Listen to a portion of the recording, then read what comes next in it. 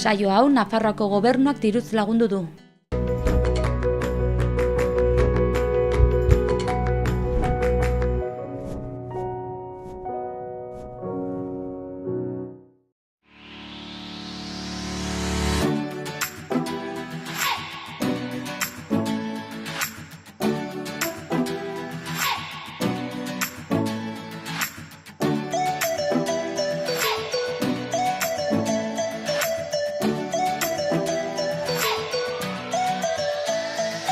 Ongi etorri maiatzaren 30ko programara. Gaurkoan elkarrizketa bakarra izango dugu. Gainera, osteguna da, badakizu ostegunero parlamentarien tartea eskintzen dizuegula, gaur ez da horrela izango, baina esan bezala beste eduki batzuk ditugu, besteak beste elkarrizketa. Elkarrizketan gainera parlamentuarekin ere zerikusia duen gai bati buruz hitz egingo dugu. Nafarroako Gaztediaren kontseilua ezagutuko dugu, honen barne gazte parlamentua dago, baina ez da lantzen duten kontu bakarra. Gero esan bezala talde hau ezagutzeko aukera izango dugu. Eta saioari bukaera emateko elkarrizketaren ondoren kiriketan atala izango dugu. Honen baitan Jules sarien banaketa. Az gaitezen.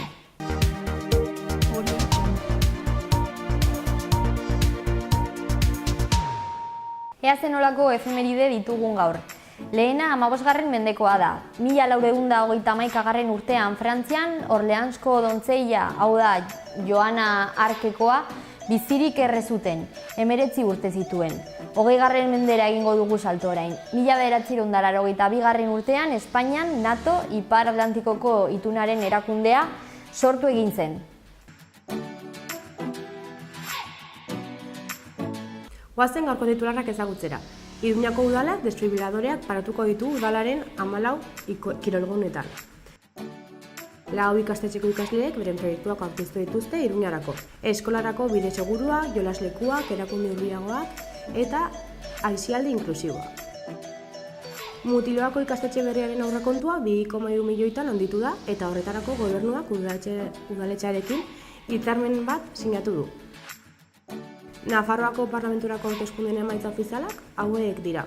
Navarra Suma alderdi bozkatuena izan da 20 aulkirekin, PSOE-PSN 11rekin, EH Bildu 7rekin, geroa bai 9rekin, Podemos 2rekin eta Izquierda aulki batekin. Pasaren urtean 39 herritar bere buruaz beste egin zuten. Azkenik, galdutako emakumearen bilaketa laguntza eskatu dute haren senideek.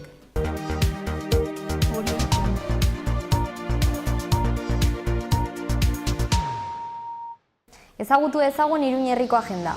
Gaur Burlatako kulturetxean eskolara bideak deritzon erakusketa ikusgai egongo da. Sarrera libre. Gaur arratsaldeko 7etan Katakraken eta Maiatzaldiaren baitan Baiona eta Iruña 2 puntu. Oraiko literaturaren bizipenak eta bizipozak. Sarrera libre. Gaur arratsaldeko 7:30etan Hiru Errege hotelean Jazz Music Experience zikloak aurrera egingo du beste saio berri batekin. Gaurko kasuan Sadi Blue Jaysen musikaz disfrutatu ahalko da. Sarrera libre. Gaur arratsaldeko 8:30etan erraldoien txokoan beste ziklo baten saio berria kantu eta hitza zikloaren baitan Roland Garcesek, Roland and Loop abestiak horretaz disfrutatzeko aukera izango da. Gaur arratsaldeko 8etan Nafarroako Filmotekan proiekzioa dokumental batena, Ojo Guareña, sarrerak 3 euro balio du. Bihar arratsaldeko 8:30etan Berriozarko entzunaretoan Ametsen Erreka obra taularatuko da, sarrera 2 eurokoa da. Larunbatean goizeko 11etan Asular Kultur elkartean Burlatan, Asular elkarteko aste kulturalaren baitan zikiroaren eguna ospatuko da.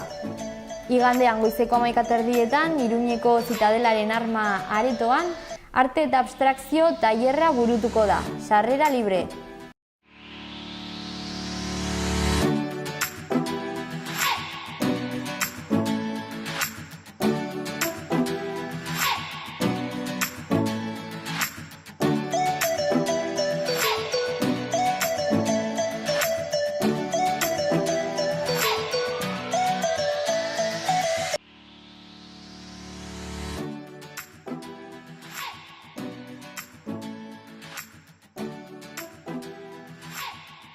Gaur eguraldia eguzkitsu mantenduko da, ipar haizea nagusi batez ere arratsalde partean, temperatura maximak nabarmen edo asko igoko dira.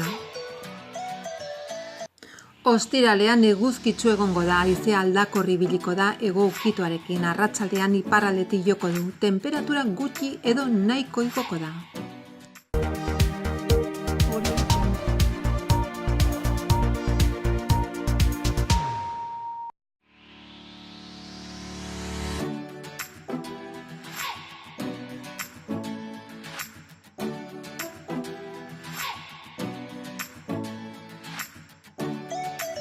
Aurrera egingo dugu gaurko egunkarietako azalak birpasatuz.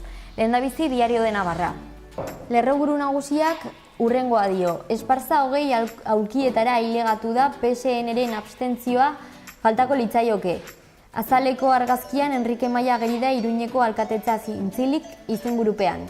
Diario de Noticiaseko lerroburu nagusian hau jarri dute. Azkenengo banaketak Ezkerrari eman dio aulkia eta Navarra Suma 20rekin utzi du EH Bilduren kostura, 7rekin gelditu dela, azkenengo hau. Argazkian Iruñeko 4 ikastetxeetako ikasleak ageri dira kondestablen hiria ber asmatzen izenburupean. Gara egunkariko lerroburu nagusian, Nazio Batuen erakundeak preso katalanak askatzea eskatzen du, baina Madril ez dator bat. Azaleko argazkiak Argentinako abortoaren egoerari egiten dio erreferentzia. Izenburuan hau irakurri daiteke. Abortatu egiteko eskubidearen aldeko borroka ez da gelditzen Argentinan. Izan ere irudiak mobilizazio bat erakusten du. Komunikabide euskaldunekin jarraituko dugu, lehendabizi Berria egunkaria. Goian mundu atalean iskin batean, neskame mexikarrak baldintza ezin okerragotan El Pasoko familientzat. Azpian titular nagusia aurkitu daiteke. Azken botoek diputatu bat eman diote Navarra Sumari eta laukoa bat gutxiagorekin utzi. Azaleko argazkia dago beherago, izenburu honekin Osakidetzako salaketaren ordainak, lanik gabe. Bekaldean eduki gehiago, ekonomia arloan, Afrikako 23 estatuk martxan jarri dute merkatu batasuna, 52 izenpetua dute. Horren azpian kulturari dagokionez, Cannes eskandalu magistrala, Begoña del Tesoren eskutik. Euskal Herria atalean, Seaskak protesta bat egingo du ekainaren 7an irakasle postu gehiago eskatzeko. Alboan mundua atalera bueltatuz, Eskoziak prest dauka galdeketa Londresekin negoziatzeko legea. Eta amaitzeko mundua atalarekin jarraituz, idazkari nagusiak ez die utzi Europako Parlamentuan sartzen Komini eta Puigdemonti. Hedabide euskaldunekin bukatzeko Euskal Herri Erratiko webgunera joko dugu. Bere buruaz beste egin dute 39 herritarrek iaz, dio lehendabiziko berriak. Ondoan beste bi berri. Gerrarako probak egiteari uzteko eskatuz protesta.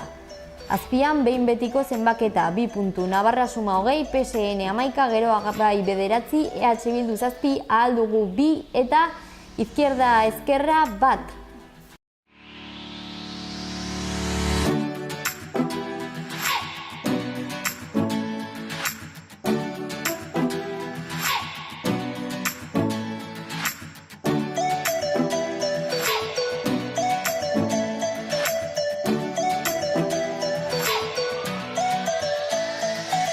Guazen Iruñerriko albisteekin edo berriekin. Oltzako zendea. Hona hemen maiatzaren 26ko tokiko hauteskundeen emaitzak Oltzako zendean. Oltzako herria taldea lehenengo indarrean bilakatu eginda botoen 48,08 eskuratu ostean. Ondoren bigarren postuan Oltzako zendeako independenteak aurkitu daitezke 4 zinegotziekin. Ekainaren batean bestalde Oltzako zendeak jaiak edo bestak hartuko ditu. Ekainaren 8 arte luzatuko dira ospakizunak eta egitaraua zabala eta anitza da.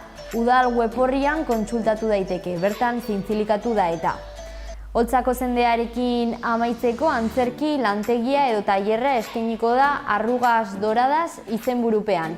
3 hitzordu izango dira, ekainaren batean lehendabizikoa Iberon, ekainaren 8an Arazurin eta ekainaren 15an Ororbian, beti gaueko 9:30. Informazio guztia eta xehetasunak udal web orrian. Uharteren txanda. Uharten EH Bildu taldeak irabazi ditu Maiatzaren 26ko tokiko hauteskundeak, 5 ordezkariekin konsistorioan 5 ordezkari lortuz. Botoen 17,49% lortu du.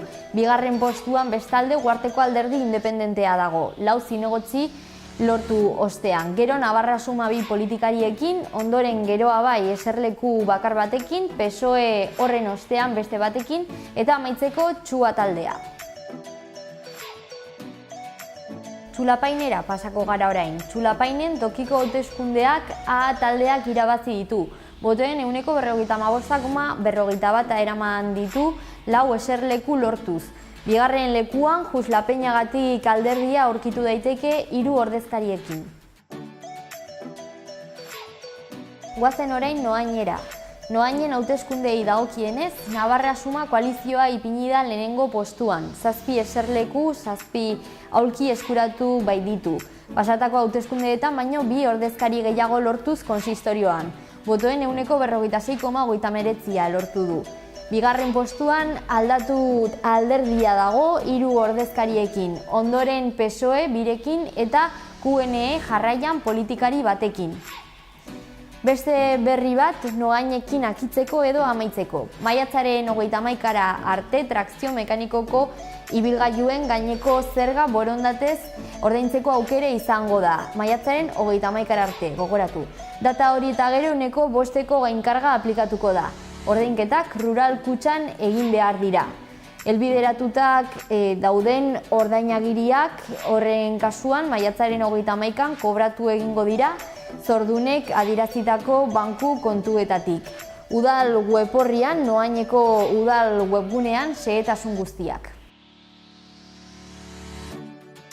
Iruin herriko albisteei amaiera emateko jo dezagun Iruñera. Atzo maiatzak 29 Osasuna futbol taldeko lehendakaria den Luis Zabaltzak kotxe auto-istripua pairatu egin zuen Iruñeko erdigunean. Arin zauritu zen. Bere kotxeak aparkatuta zegoen beste batekin egin zuen talka. Beste autoan ez zegoen inor. Gaueko 9 kaldera gertatu zen atzo maiatzaren 29an askatasunaren enparantzan. Badirudi Zabaltzaren oin bat azeleragailuan katigatua gelditzearen ondorioa izan zela aipatutako istripu hau. Berri gehiago Nafar hiriburuari dagokionez, Iruñean.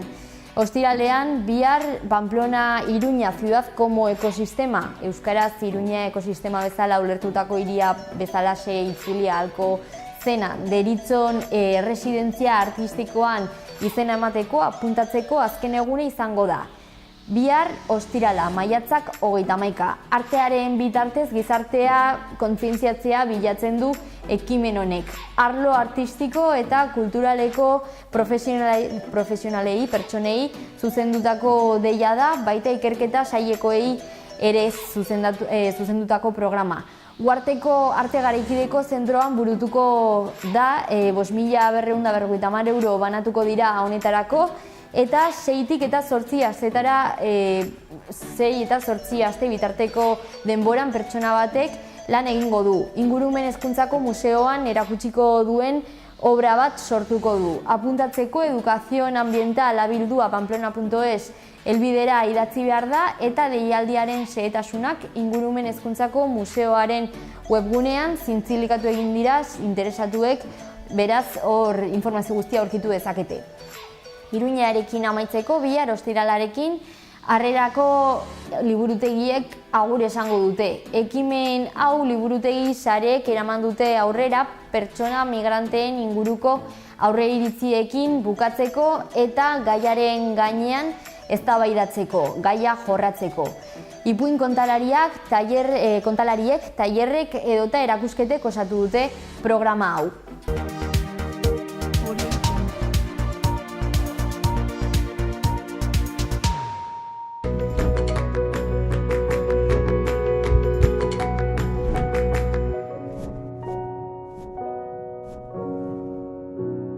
Goazen gaurko elkarrizketarekin, sarreran aurreratu dugun moduan, Nafarroako Gaztediaren Kontseilua ezagutuko dugu eta orain lantzen ari dituzten formakuntza poltsak ere.